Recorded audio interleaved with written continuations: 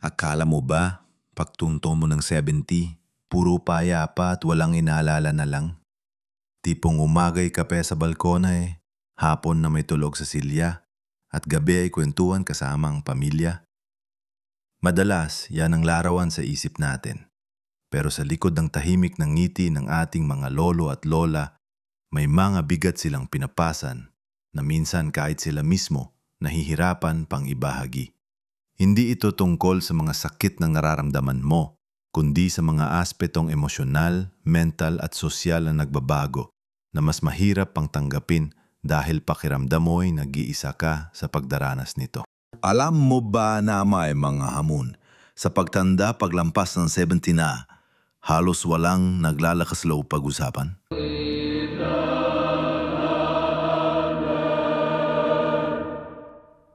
Mga bagay na kailangan mo malaman para makapaghanda at hindi ka mabigla.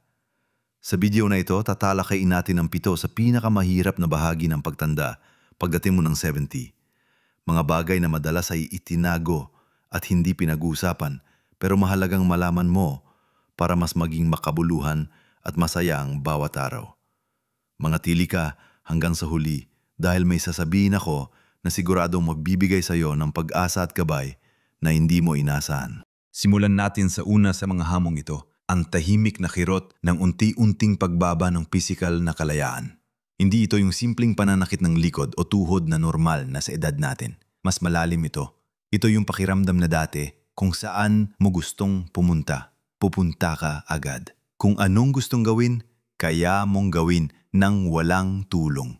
Ngayon, napapansin mo na lang na hindi na kasing dali ang pagtayo mula sa upuan, ang pagbubuhat ng grocery o kahit ang paglalakad sa banyo na hindi na ngailangan ng kung anumang suhay. May mga araw na pakiramdam mo kahit ang simpleng pagbubukas ng garapon, kailangan mo na ng tulong. Para sa isang Pilipino na sanay sa pagiging masipag, malakas at hindi umaasa sa iba, ang pagbabagong ito ay parang may kumurot sa puso. Naalala ko ang lola nena namin, dati siyang napakasigla. Siya ang nagluluto ng lahat ng pagkain sa mga reunion ng pamilya. Siya ang nag-aalaga sa aming mga apo. Palagi siyang abala. Palaging gumagalaw. Pero pagdating niya ng 75, nagsimula siyang mahirapan. Hindi na niya kayang tumayo ng matagal sa kusina. Ang paglalaba ay naging isang malaking gawain. Sa una, tahimik lang siya. Ayaw niyang magpahalata na nahihirapan siya. Pero napapansin namin ang lungkot sa kanyang mga mata, ang pagka-frustrate sa bawat pagsubok niyang gawin ang nakasanayan niya. Minsan, nakita ko siyang umiiyak habang sinusubukang punasan ang sahig dahil hindi niya nakayang yumuko ng maayos. Ang kirot na yon ay hindi pisikal na sakit, kundi ang pagluluksa sa pagkawala ng dating kakayahan. Ang hindi pinag-uusapan dito ay ang epekto nito sa ating pagkatao. Pakiramdam mo ba ay bumababa ang iyong halaga dahil kailangan mo na ng tulong? Pakiramdam mo ba ay pabigat ka na sa mga anak mo? Ito ang malaking takot ng marami sa atin. Pero tandaan mo, ang pagiging dependent sa ilang aspeto ay hindi katapusan ng iyong pagiging tao. Ito ay bahagi lang ng pagbabago. Ang mahalaga ay ang paraan ng pagtanggap mo at kung paano mo ito haharapin. Huwag mo ikahiya ang humingi ng tulong. Sa kultura nating mga Pilipino, ang pagtulong sa nakatatanda ay isang pagpapala, hindi pa sakit. Ang iyong mga anak at apo ay gusto magsilbi sa iyo, hindi dahil obligasyon, kundi dahil sa pagmamahal. Payagan mo silang magpakita ng pagmamahal sa ganitong paraan. Mahanap ng mga paraan para manatiling aktibo sa paraang kaya mo. Kung hindi na kaya ang paglalakad ng malayo, subukan ang mga light exercises tulad ng pag-uunat o paglalakad sa loob ng bahay. Ang kaunting paggalaw ay malaking tulong. Higit sa lahat, kausapin mo ang pamilya mo tungkol sa nararamdaman mo. Sabihin mo kung ano ang mga hamon mo. Mas maunawaan ka nila at mas makakahanap kayo ng solusyon ng sama-sama. Ang pagiging bukas ay nabibigay lakas, hindi kahinaan. Ngayon dumako tayo sa pakalawang hindi pinag-uusapang bahagi ng pagtanda paglampas ng 70. Ang nagbabagong katangian ng relasyon sa pamilya. Dati, ikaw ang haligi, ang gumagabay, ang nagpaplano ng lahat ng kailangan ng pamilya. Ikaw ang sentro ng desisyon, ang may hawak ng purse, ang nagbibigay payo. Pero habang tumatanda, unti-unting lumilipat ang responsibilidad na yan sa mga anak mo. Sila na ang nagdedesisyon sa mga gastusin, sila na ang nagpaplano ng mga lakad, sila na ang nag-aasikaso sa iyong mga pangangailangan. Ito'y natural na pagbabago pero marami sa atin ang nahihirapan sa transisyon na ito. Naalala ko ang kwento ni Mang Antonio na dati ay isang matapang na hepe sa kanyang opisina. Sanay siyang masusunod, siya ang nagdidikta ng mga polisiya. Pagdating ng 72, nagkasakit siya at kinailangan ng umasa sa kanyang mga anak sa araw-araw na pamumuhay. Ang kanyang anak na panganay si Ben ang naging tagapamahala ng kanilang bahay at finances. Sa una, palagi may argumento. Anak, bakit mo naman binili yan? Mahal masyado. O huwag kang magdesisyon na hindi mo ko kinakausap. Frustrated si Mang Tonyo. Pakiramdam niya ay nawawalan siya ng kontrol sa kanyang sariling buhay. Nararamdaman niyang hindi na siya pinakikinggan na para siyang naging bata na lang na kailangan pang utusan. Ito ay isang masakit na karanasan para sa maraming magulang. Ang pagkawala ng otoridad, ang pagiging paupo-upo na lang ay parang bumabawas sa iyong dignidad. Ang hindi natin madalas pag-usapan ay ang emotional na epekto nito. Ang pakiramdam na dati ikaw nagtataguyod, ngayon ikaw ang tinataguyod. Ang pagtanggap na ang iyong mga anak na dati mong binuhat at inalagaan ang magiging tagapag-alaga mo ngayon. Hindi ibig sabihin nito na hindi ka na mahalaga. Sa katunayan, ang papel mo ay nagbabago. Mula sa pagiging tagagabay at taga-suporta, ikaw ay nagiging pinagmumula ng karunungan at pagmamahal. Ang iyong halaga ay hindi nakasalalay sa kung gaano ka pa kalakas o kung gaano ka pa kaproduktibo. Ang iyong halaga ay nasa kung sino ka. Ang iyong mga aral, ang iyong pagmamahal, at ang iyong presensya sa pamilya. Paano to haharapin? Una, tanggapin na ang pagbabago ay hindi maiiwasan. Magkaroon ng bukas na komunikasyon sa iyong mga anak. Sabihin sa kanila ang nararamdaman mo, pero pakinggan din ang kanilang perspektibo. Baka sa tingin nila ay tinutulungan ka lang nila at hindi nila intensyon na alisin ang iyong autoridad. Magtakda kayo ng mga bagong roles sa pamilya. Maaari ka pa rin magbigay ng payo, magbahagi ng kwento o maging tagapagpasa ng mga tradisyon. Ang iyong papel bilang matatanda ay napakahalaga pa rin. Maaari mong ipasa ang iyong kaalaman sa pagluluto ng mga lumang recipe, ang pagtuturo ng mga lumang kanta o ang pagbabahagi ng kasaysayan ng inyong pamilya. Huwag mong hayaang mawala ang iyong boses. Maghanap ng mga maliit na paraan kung saan kaya mo pa ring maging independent. Halimbawa, sa pagpili ng iyong damit o pag-aayos ng iyong sariling silid.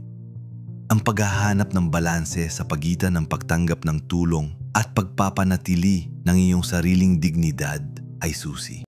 Masarap ang may katuwang, lalo na sa panahon ng pagtanda.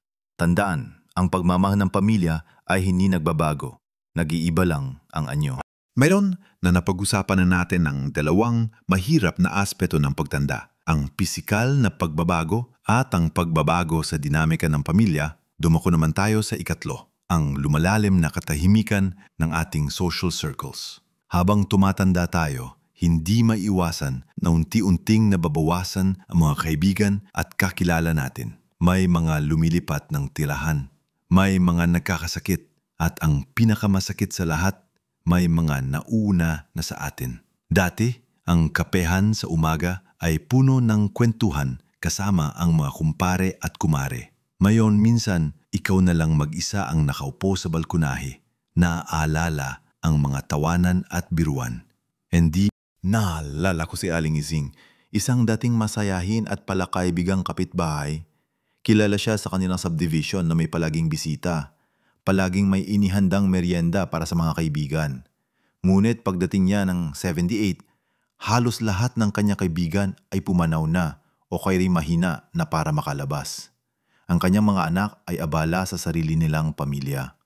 Unti-unting napansin namin na hindi na siya gaanong lumalabas ng bahay at ang kanyang mga ngiti ay tila nabawasan na. Kung minsan mahuhuli mo siyang nakatulala, malalim ang iniisip.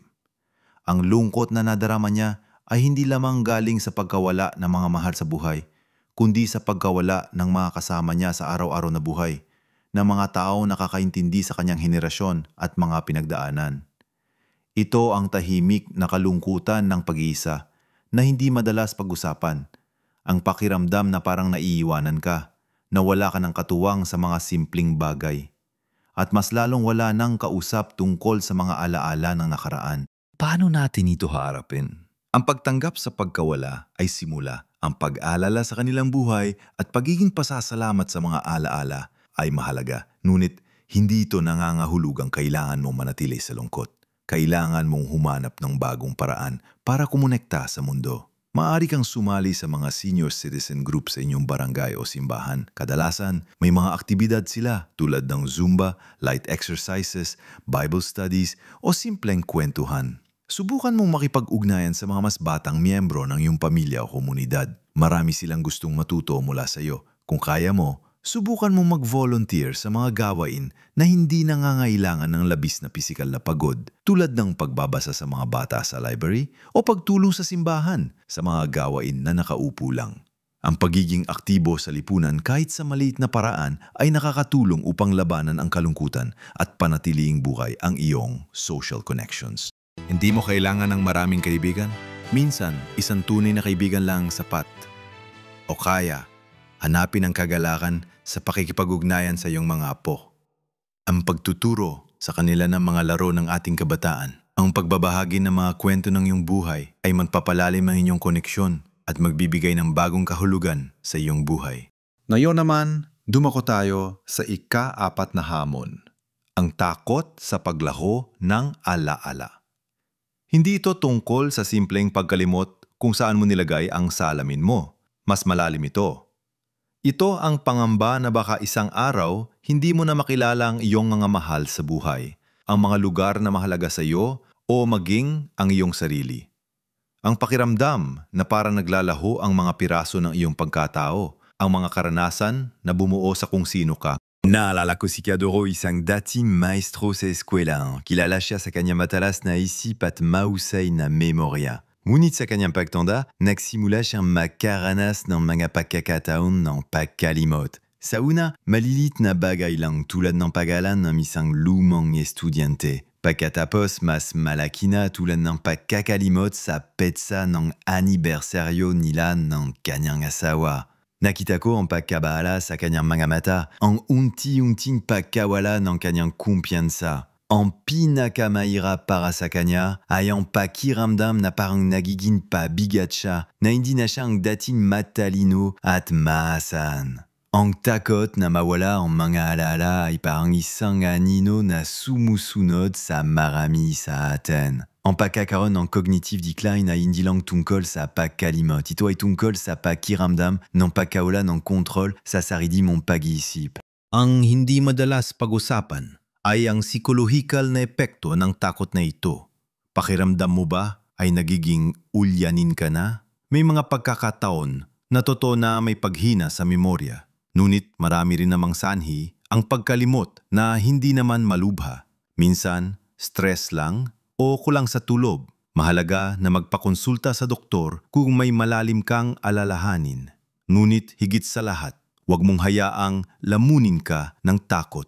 Maraming paraan para panatilihing matalas ang iyong isip. Magbasa ka ng libro, maglaro ng mga mind games tulad ng Sudoku o crossword puzzles. O kaya ay mag-aral ng bagong kasanayan tulad ng pagtugtog ng instrumento o pag-aaral ng bagong lengguwahe. Ang pagpapanatili ng aktibong social life tulad ng napag-usapan natin kanina ay malaking tulong din. Ang pag-uusap, ang pagbabahagi ng kwento ay nagpapatakbo sa ating utak. Higit sa lahat, magtiwala ka sa iyong sarili. Ang iyong mga alaala ay nasa iyo at ang iyong karanasan ay hindi mababayaran. Sa huli para sa baging ito, pag-usapan natin ang ika-5 hamon, ang pag-navigate sa digital divide. Sa panahon na yon, halos lahat ng bagay ay online na, mula sa pagbabayad ng bills, pakikipag-ugnayan sa mga mahal sa buhay na nasa malayo, hanggang sa pagkuha ng impormasyon. Para sa marami sa atin na lumaki sa mundo na walang internet at cellphone, ang pagbabagong ito ay parang napakalaking balakid. Ito ang pakiramdam na parang naiwanan ka, na hindi mo maintindihan ang mga bagong teknolohiya at nahihirapan kang makasabay sa takbo ng mundo. May mga kwento ako tungkol kay Lola Faye na may mga anak at apo sa ibang bansa. Gustong-gusto niya silang makausap at makita pero hirap na hirap siyang gamitin ang smartphone o tablet. Minsan, susubukan niyang mag-video call pero magkakaproblema siya sa tunog o sa camera. Nafi-frustrate siya at minsan ay napapansin kong tumitigil na lang siya sa pagsubok. Ang hindi natin pag-usapan dito ay ang kalungkutan na dulot ng hindi makapag-ugnayan sa pamilya na nasa malayo dahil sa teknolohiya. Ang pakiramdam na parang may pader sa pagitan mo at ng iyong mga mahal sa buhay na dulot ng kawalan ng kaalaman sa teknolohiya. Nais mo rin mag-online para magbasa ng balita o manood ng mga video, ngunit hindi mo alam kung paano sisimulan. Paano natin ito haharapin? Huwag kang matakot. Hindi kailangan na maging IT expert ka. Ang mahalaga ay ang pagiging bukas sa pag-aaral. Hingan mo ng tulong ang iyong mga anak, apo o kahit ang mga kapitbahay na masanay sa teknolohiya. Humingi ka ng step-by-step na gabay. Magsimula sa simple lang, tulad ng pag-aaral kung paano mag-video call. Kung kaya mo, mag-invest sa isang user-friendly na device. Maraming mga komunidad at non-profit organizations ngayon ang nag-aalok ng libreng basic computer at smartphone classes para sa mga senior citizen. Ang pag-aaral ng bagong kasanayan ay hindi lang makatulong sa iyo na kumonekta, kundi makakatulong din upang panatilihing aktibo ang iyong utak. Isipin mo, makakausap mo na ang iyong mga apo sa ibang bansa nang hindi na kailangan pang magpa-load sa kanila. Mas marami ka pang mapapanood ng mga nakakaaliw na video at mas madali kang makakakuha ng impormasyon. Ang paglabas sa iyong comfort zone sa aspetong ito ay magbubukas ng maraming pinto at magpapalawak ng iyong mundo. Tandaan, hindi ka nag-iisa sa hamong ito. Maraming katulad mo ang nagpupumilit ding makasabay. Ang bawat maliit na pagkatuto ay isang malaking tagumpay. Ngayon, dumako tayo sa huling dalawang aspeto ng pagtanda, paglampas ng 70 na madalas ay hindi pinag-uusapan, ngunit napakahalaga na harapin ng bukas. Ito ang ika-6 na hamon, ang paghahanap ng bagong layunin at kahulugan sa buhay. Para sa karamihan sa atin, ang buhay ay nakasentro sa pagtatrabaho, pagpapalaki ng mga anak at pagtataguyod ng pamilya. Ang mga tungkuling ito ang nabibigay sa atin ng kahulugan at direksyon.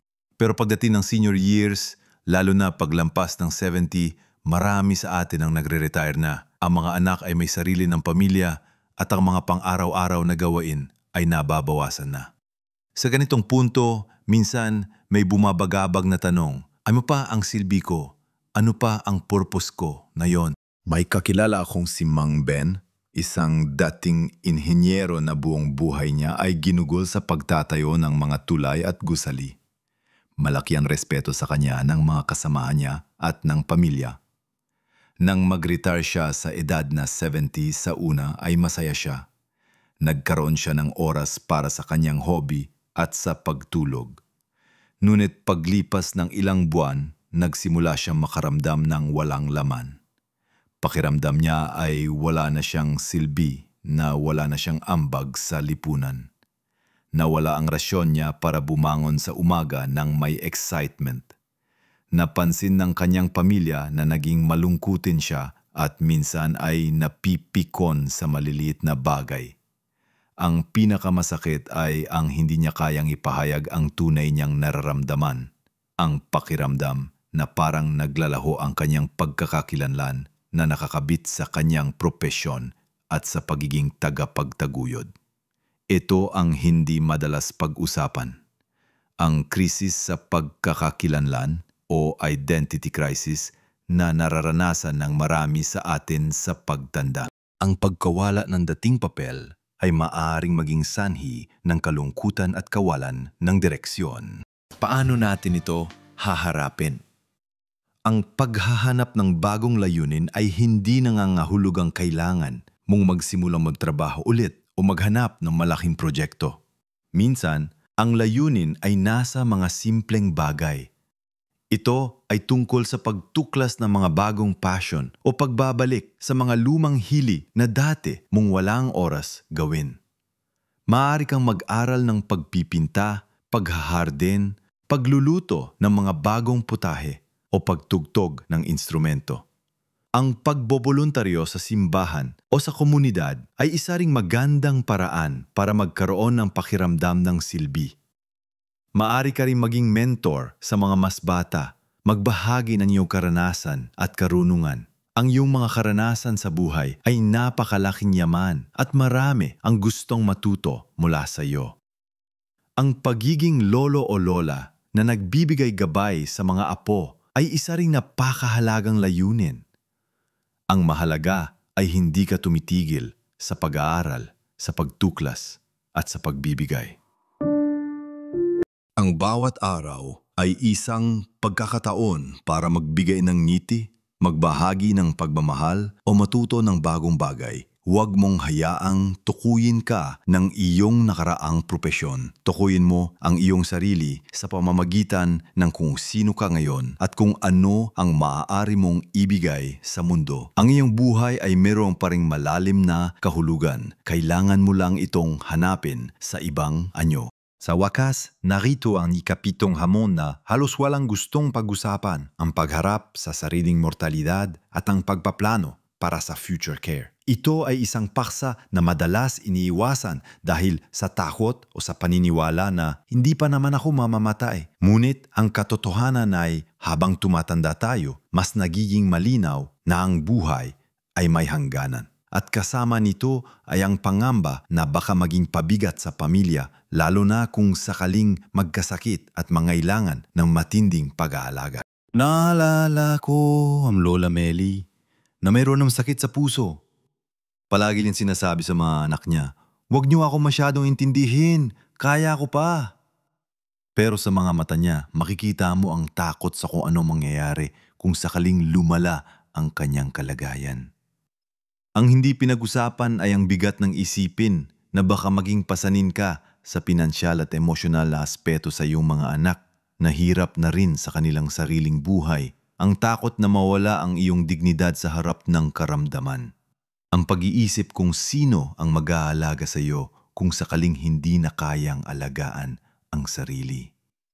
Ang pagtanggap na may katapusan ng buhay ay isang mahirap na proseso, lalo na kung wala kang naisayos na mga plano. Paano natin ito haharapin? Ang pagtanggap sa katotohanan ng mortalidad ay hindi kahinaan, kundi lakas. Ito ay isang paalala na ang bawat araw ay mahalaga. Mahalaga na pag-usapan ng mga bagay na ito sa iyong pamilya habang may kakayahan ka pa. Magkaroon ng bukas na diskusyon tungkol sa iyong mga kagustuhan pagdating sa iyong kalusugan at pag-aalaga. Kung meron kang ipon o ari-arian, mahalaga na ayusin mo ang iyong mga dokumento tulad ng huling abilin o last will and testament, kung ano ang mangyayari sa iyong mga ari-arian o kung sino ang mamamahala sa iyong mga desisyon sa kalusugan kung sakaling hindi ka na makapagpasya para sa iyong sarili. Ang pag-uusap tungkol dito ay hindi nangangahulugang inaakit mo ang kamatayan. Sa katunayan, ito ay nagpapakita ng pagmamahal mo sa iyong pamilya sa pamamagitan ng pag-alis ng pasanin sa kanila sa inaharap. Makipag-usap sa isang abogado o sa isang mapagkakatiwalaang miyembro ng pamilya. Mahalaga rin na alagaan ang iyong kalusugan na iyon sa abot na iyong makakaya para mas maging malakas ka sa pagharap sa mga hamon.